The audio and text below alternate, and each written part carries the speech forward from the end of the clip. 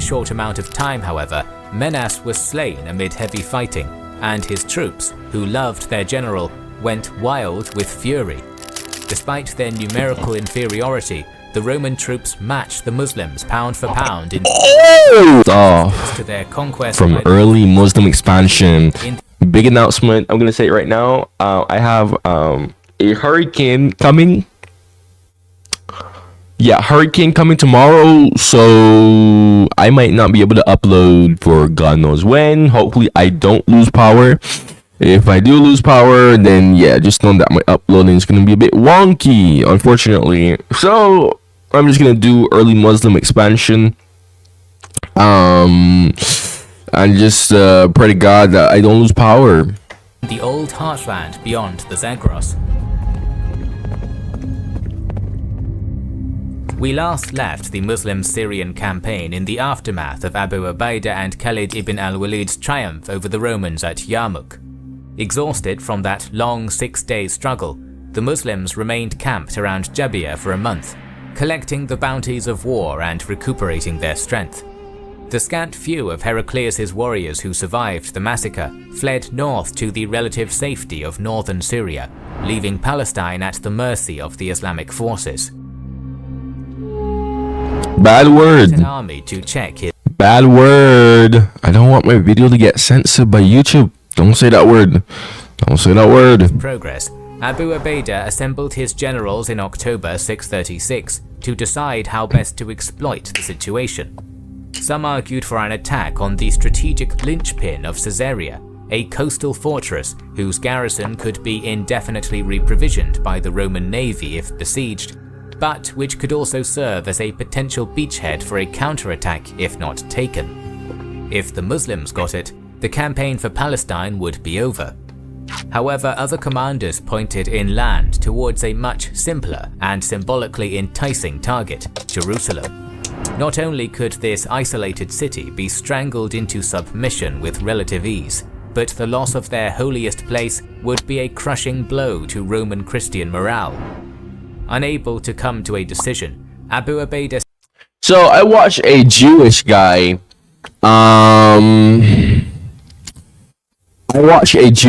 Jewish Israeli, made a video explaining why his country, I'm not gonna say the name,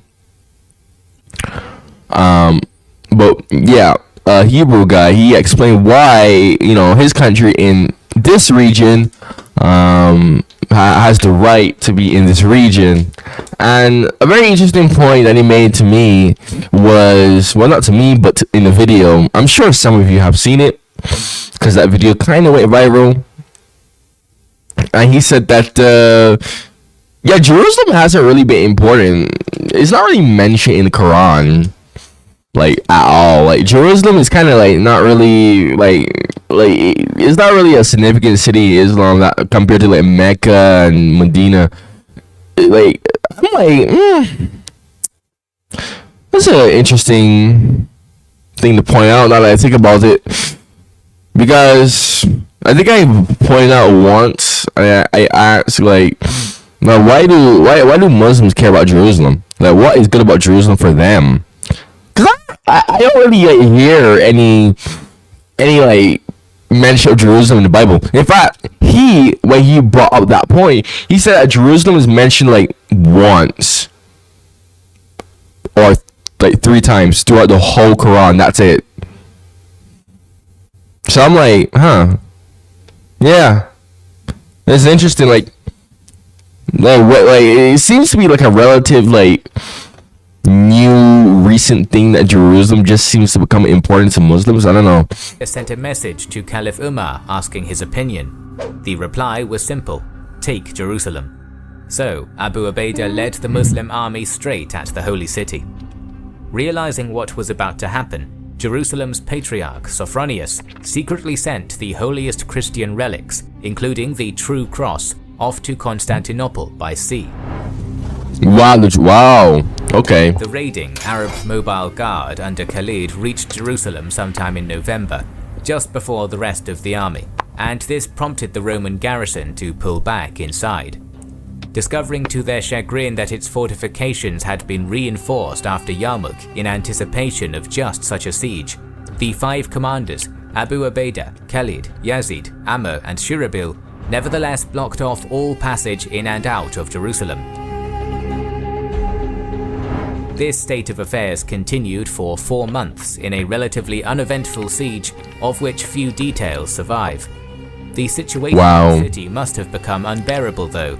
How do the details not survive? This is Jerusalem. This is like one of the holiest city in both Islam and Christianity. How would no one not keep records of this? 637, Sophronius offered to surrender Jerusalem if Umar himself came and personally signed the treaty with him. When these terms became known, Shirabil suggested that Khalid, whose appearance was relatively similar to that of the Caliph, should impersonate their leader and secure a quick surrender. However, this attempt at deception failed the next morning because Khalid was far too well known in the Levant by this point. Abu Ubaidah instead dispatched a message to Medina explaining the situation. A few weeks later, having made the long journey from Arabia, Caliph Umar arrived near Jerusalem. Khalid and Yazid greeted him, both dressed in fine silk clothing, but this annoyed Umar, a firm enemy of luxury and a proponent of the Spartan way of life. Seeing his generals in silk is such a weird material. I sleep on silk pillows because, you know, it's good for your face. You know, it keeps your face from like breaking down, whatnot. It kind of like it's good for avoiding acne scars when you put like cream and whatnot. But wrapping yourself around it, literally last night, actually, I was actually asleep, and I wrapped myself around my silk sheet, and you know, it's such a weird feeling. It's such a cozy feeling. I felt warm, but you know, it doesn't feel like this. Like I wear this to give myself a warm feeling because I have AC. I know most countries don't have that. So my non-American viewers who don't live in America most likely don't understand. In fact, it's actually cold right now. But yeah, it's such an odd, weird feeling, man. Of apparent excess, the Caliph picked up some pebbles and threw them at the 2 stunned men, shouting, "Shame on you that you greet me in this fashion. It is only in the last 2 years that you have eaten your fill." The Caliph's rage was quickly sated when Khalid and Shirabil revealed that they were in fact still carrying armor and weapons beneath their fine outer garments. Drama aside, he quickly got down to business and negotiated with Sophronius, with the result that Jerusalem was opened to the Muslims by late April. It is said that the pact between Umar and Sophronius recognized Christians as a protected people with the right to practice their own religion in return for the jizya. But this covenant of Umar is probably apocryphal. Now that the holy city of Christendom was in his hands, the Caliph conferred with his commanders and then went back to Arabia. Wow, that was very underwhelming.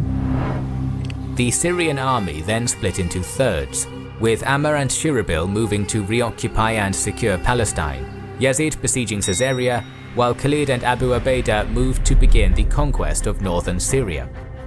With the situation in the region seemingly hopeless after the Yarmouk disaster, Emperor Heraclius sailed from Antioch and withdrew back into Anatolia, intent on consolidating Byzantine military strength and protecting the remainder of his empire.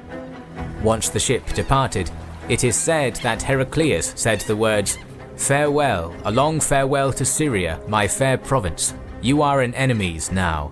Peace be with you, O Syria. What a beautiful land you will be for the enemy's hands." There's no... Despite this effect... Yo. That was bars. That was bars. Some of the Roman garrisons were still determined to resist the Arab advance. From Jerusalem, a 17,000-strong force under Khalid and Abu Ubaidah marched unopposed to Damascus and then even further north to Emesa. From there, Khalid was dispatched with his elite mobile guard to Chalcis, modern Kinisrin, but was intercepted on a plain at nearby Hazir by 7,000 men under the town's Roman commander, Menes. He deployed his limited forces in 3 divisions, a center and 2 wings, placing himself at the forefront. Khalid charged with his Arab cavalry, and soon enough a fiercer... I want to talk about cavalry charges real quick. So I was reading Quora, because I was just curious one day, just to hear other people's opinions, because I do that sometimes. I said this on my channel before. I like to hear other people's opinions, as long as you're not rude about it. And I was just curious one day. I was wondering, why were cavalry charges so effective? So I just googled it. I just wanted to see what other people said. And interestingly enough, I heard someone explain on Quora that they're not really effective. They were just great at psychologically messing with you to the point where your lines would crumble, unless you get hit from the behind. Then that's when they would be devastating. In fact, I saw another video where cavalry wouldn't like charge straight into pikes and spears. No, I saw someone explain, and this is very interesting to me. They explained that, yeah, cavalry usually just they were too scared. They were too scared, and oftentimes what would happen when they would approach the spears and see the long spears is that they would stop right before the spear, because obviously, well, long pointy object, that's bad. So yeah, that's very interesting. I'm not sure how true that is, though. With the other person saying that cavalry charges like head on weren't really that effective. It's just the fact that because like cavalry charges that like unaligned people were not effective. They were just great at making formation scatter, and because of that, that's when you can start the slaughtering. But like cavalry like going head on and charging didn't really have that much of an effect. All the psychological effect was much more greater, that it would start to affect other people in the ranks. Let's continue, shall we? A mounted engagement was underway.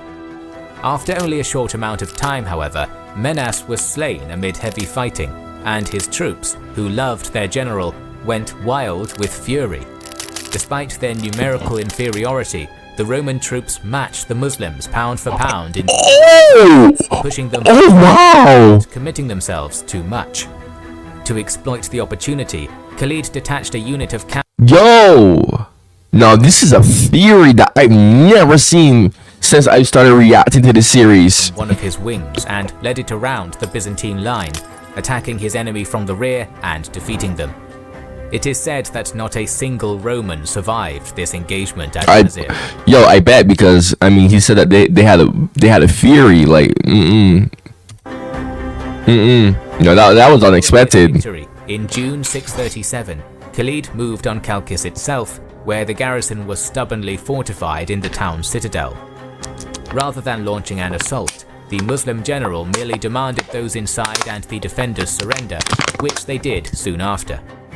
Abu Ubaidah rejoined Khalid at this point, and the pair moved north to Aleppo, where they defeated a minor Byzantine force commanded by Joachim in a pitched battle outside the city. Much like at Chalcis, the Romans retreated into their fortifications, a hilltop citadel outside Aleppo itself. Joachim sallied out a few times in an attempt to break the siege, but failed, and by October 637, the city was in Arab hands. The greatest Roman city in Syria, Antioch, was now close. To precipitate an attack on it, Ubaidah sent a strike force to deal with the garrison at Azaz in the north, so that no Roman units could hit them from the flank as they were taking Antioch. Okay. It was done swiftly, and when the strike force returned, Ubaidah's advance on Antioch began. When the Muslim army was 12 miles from one of the urban jewels of the Byzantine Empire, they were met at an iron bridge over the Orontes River by a powerful Roman army who had come from Antioch. Although the details of this Battle of the Iron Bridge are also unknown, it is clear that Khalid used his mobile guard to superb effect, crushing the Romans in a battle whose casualties were only exceeded by Ajnadayn and Yarmouk. In the wake of thousands of fleeing enemy soldiers, the Muslims approached and besieged Antioch. But taking the illustrious capital of the East was an anticlimax. Only a few days into Abu Ubaida's investment, October 30th, the weakened city surrendered on terms and its defenders were permitted to withdraw north unmolested. Having cleaved the Eastern Roman Empire into two disconnected pieces, Abu Ubaidah dispatched Khalid on a daring cavalry raid across the Taurus Mountains and into the Tarsus region, while the supreme commander himself thrust south down the Mediterranean coast, capturing seaports such as Laodicea, Gibala, Antarados and Tripoli, making it impossible for Emperor Heraclius to use the superior Roman navy to bring armies into the Levant. Although fighting in the area was far from over, by late 637, most generals of the Syrian campaign settled down to rule their respective regions as governors. At Hulwan, Yazdegerd III was still eager to salvage his crumbling empire after the loss of Ctesiphon. To do this, he ordered the main Persian army under Miran and Khurizad to halt their retreat and turn to face the invaders near Jalula. Dude, this is absolute madness to me. I mean, dude, they're invading two empires at the same time and they're winning. This is Mustache Man's wet dream right now. This is Mr. Schmittler. This is his wet dream right now. Starting a two-front war against two superpowers and winning. No, but seriously, I mean, I understand the Justinian plague and whatnot, and you know the years of wars affecting the Eastern Roman Empire and the Sassanian Empire, as I like to call them. But it's still impressive, dude. Like couple years ago, these Arabs/Muslims. They were nobodies. You know, they were just literal nobodies, just obscure, insignificant people. And now look at them. It's like, yo, talk about rags to riches. Well, I mean, some of them. I know some of them. A lot of them have humble beginnings. Because I am reacting to Prophet Muhammad right now. So, but still, I'm just flabbergasted, man. Armies attempting to push north past the riverside town were forced to march through a narrow gap between the Tigris's Diyala tributary to the west side and an area of barely passable broken ground to the east. If Miran's 20 to 30,000 could hold this position, the remainder of northern Suwad and Sassanid territory east of the Zagros Mountains would be unassailable. With the aim of converting Jalula into an impenetrable fortress able to resist any enemy thrust, Miran immediately started digging in. A ditch was excavated 3 miles to the south, which connected the broken ground to the river, blocking the gap. Wow. In this trench were a number of other fortifications, artillery, and thousands of Persian archers, while in front were placed an array of wooden anti-cavalry caltrops.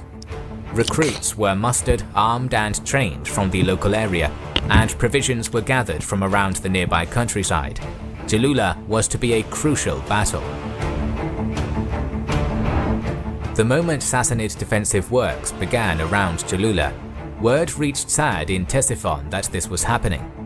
As the Muslim general was just as keen to seize the fertile northern Suwad as his Persian enemies were to keep a hold of it, and wanting to push the defensive frontier eastward, Sa'd sent his nephew Hashim bin Utbah with 12,000 troops to reduce the Persian position. In order to prevent reinforcement or retreat, Sa'd also dispatched 5,000 men to deal with Persian governor Intak's garrison at Mosul. After several attempts at taking that city by storm, Muslim spies managed to secure the defection of a Christian Arab contingent in a betrayal which led to the fall of Mosul. Wow. In the main force, Wow. Why would they betray him though? Hashim brought with Why? him the companions of Muhammad, as well as the ever-ferocious Kaka ibn Amr. Also in the Muslim rank. You know, I know that Kings and Generals is like a Western source, but isn't Mosul like a really important city in the Middle East as well? I am 99% certain it is. It is criminal to me that he just kind of brushes over that. And he just goes into detail on that siege. Ranks were several thousand Persian troops, along with Sassanid officers who had joined them after Ctesiphon. When the Arabs and their Persian units approached the Jalula Gap after a day's march from the former Sassanid capital, Hashim constructed his camp and deployed along the southern arc of Miran's protective trench, unwilling to launch an outright assault against it. So the situation remained in this manner for many months, during which reinforcements, provision and money were channeled into the fortified city from Hulwan, where Emperor Yazdegerd was continuously rallying additional forces. Aware that his situation was only going to worsen with time, Hashim ordered several attempts at storming the fortified ditch. Despite the disconcerting failure of Miran's wooden caltrops to stop Arab cavalry, Persian missile troops managed to overwhelm and repel these attacks.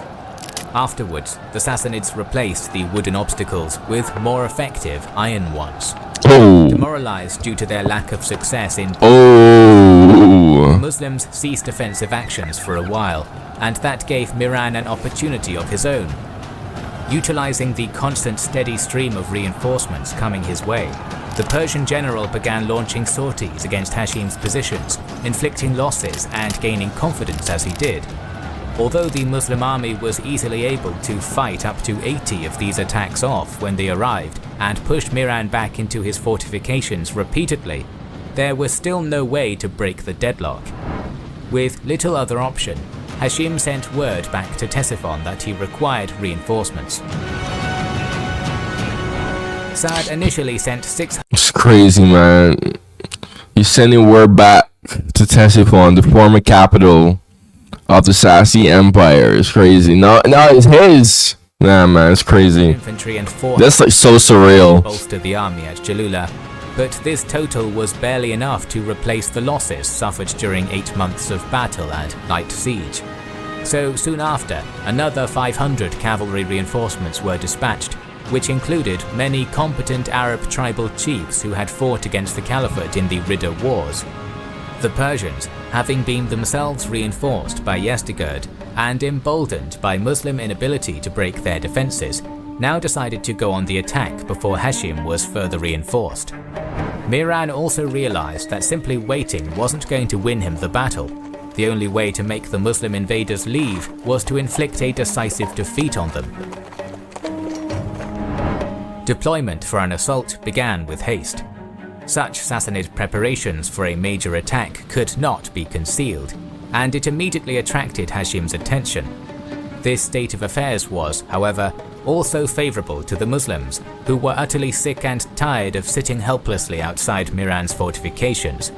So, to facilitate a pitched battle, Hashim withdrew his forces a short distance to the south, and allowed his Persian adversaries to cross their own entrenchments, thereafter arraying for battle opposite. The actual order of battle at Jalula is obscure to us, but we do know that 2 former apostate chiefs, Amr bin Madi Karib of the Zubayd family and Talayha bin Kulaywad of the Banu Asad, were given command of the cavalry and infantry respectively. The moment I heard that they left their fortifications, I know how this is going to end. So the direction to move was forwards, and that is just what happened.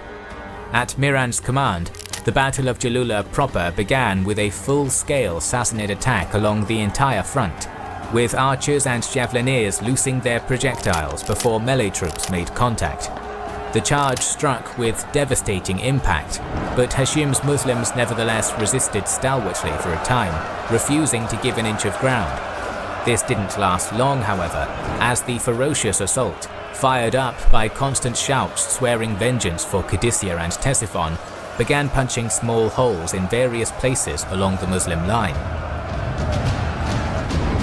These successful thrusts endangered the integrity of the entire Muslim front. I'm not even gonna get excited. I'm not. Like, I'm not. Collapse was very real. Look. I already said this before, and I'm gonna say it right now. It's clear to me that the Muslims clearly have plot armor. Okay, clearly Allah is giving them freaking plot armor.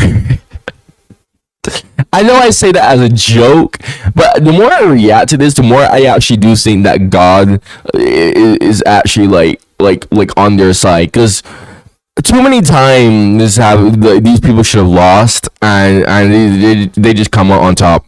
So I'm pretty sure that's what's gonna happen. The problem. Sa'd's nephew rode along his buckling line to speak inspirationally to those units which were weakening, proclaiming Talk no jutsu. this was the last battle they would have to fight.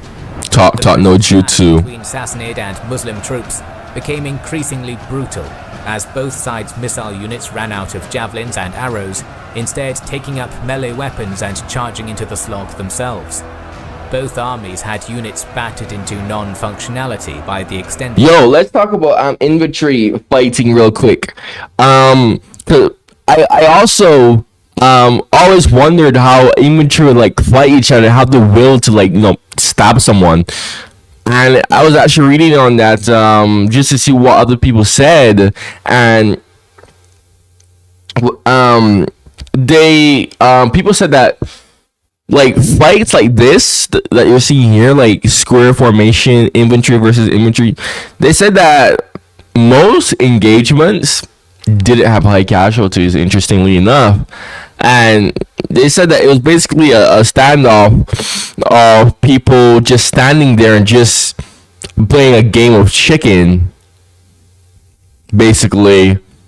Like they pointed out how it was super rare for like few battles to have like really high casualty ratings. Not sure how true that is, but that's very interesting. Like, imagine just sitting there and just having to shoot on a sword, and you're too afraid to just like jab at someone. I don't know how I could have the will to even jab at someone if I see the chance, and then watch them groan in pain and agony. Ugh. I don't know how these people had the will to do that, man. Then again, some people are literal psychopaths, and they just don't care. Now that I think about it, yeah, some people just don't care. Like some people some people just can't do that, honestly. But when this happened, the Persians were able to replace them, while Hashim had no such luxury. Because of this numerical disadvantage, one Islamic unit gave way and routed to the rear at about noon, leaving a potentially fatal vacuum in the Muslim line. However, either because Miran did not notice the opportunity, or due to his soldiers' exhaustion, an attack on the position was not ordered, and Hashim scraped together some men to fill the position. Witnessing the flight of this unit, Kaka rode back and restored order, returning it to the battle. Almost unbearable desert heat and the brutal fighting led to the Persians halting their offensive just after this, and both sides disengaged. After the Persians still have reserves though. To keep piling on the pressure, but Hashim had other plans. As his enemy had before, the Muslim general ordered his warriors to charge across the entire front, spoiling Miran's assault and initiating another grueling clash which lasted for over very interesting tactic. Just before sunset, however, the wind whipped up and a storm rolled in from the south, a weather phenomenon which affected the Persians more than the hardy desert nomads. I'm telling you, they got plot armor. They have plot armor from God. Really? Oh, come on. As the wind was now at the Muslims' back, the momentum in the that's what I mean. To embark on a maneuver they had prepared before. I knew something was gonna happen where they were gonna. I knew some miracle or something was gonna happen. Arab warrior took a regiment away from the left wing unnoticed and managed to. I'm not angry about it. I'm just saying. At this point, it's just so most of his outflanking force in a sheltered predictable. Being seen. Then took a few outriders and a man with an incredibly strong voice close to the main crossing point over the Persian trench. Following the call, multiple things happened at once. First, the Muslim army, deceived by their own into believing that their general had reached the trench alone, attacked with renewed vigor and peak morale. At the same time, worried that large numbers of Muslims were now behind them, individual Sassanid units who did not have a strategic overview of the field panicked, lost cohesion, but did not break. The coup de grace was administered by Kaka himself, whose flanking force charged upon hearing the shout, whirling into Mihran's flank like a thunderbolt. At the impact, the Sassanid line was rolled up before being encircled entirely. Still, however, the Persian forces were stalwart, refusing to collapse utterly despite their unwinnable situation. Muslim forces continued attacking the encircled but still resistant forces of Mihran all day, losing troops as they did. However, the Sassanid soldiers were only human. At sunset, as the sky began to darken, I'm only human after all. I'm only human after all. Don't put your blame on. Sorry. I had to say that. apart and the Persians routed, only to be cut down as they fled. A great mass of them, driven into the ditch and their own iron stakes by Hishim's army, perished terribly. No! Up to half of the Sassanid army perished at Jalula, while the remainder, including the town garrison, fled in the direction of Hulwan, and the town itself fell in December 637. Shortly after, Kaka rode in pursuit of the retreating enemy and defeated them, first at Kenikin, before besieging and capturing Hulwan in January 638.